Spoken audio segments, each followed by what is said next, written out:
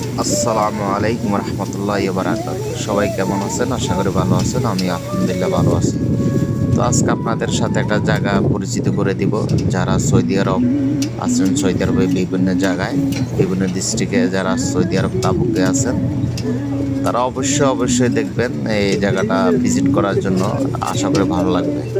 আর যারা বিভিন্ন ডিস্ট্রিক্ট থেকে দেখবেন, তারা অবশ্যই চেষ্টা করবেন এই জায়গাটা, যারা ঘুরতে ভালোবাসেন তারা অবশ্যই এই জায়গাটা ঘোরার চেষ্টা করবেন, আসার চেষ্টা করবেন। অবশ্যই ভালো লাগবে।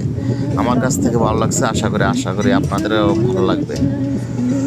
তো জায়গাটার নাম হয়েছে আল দিশা। সৌদি আরব তাবুক ডিস্ট্রিক্টের একটা জায়গার নাম আছে আল দিশা জায়গা।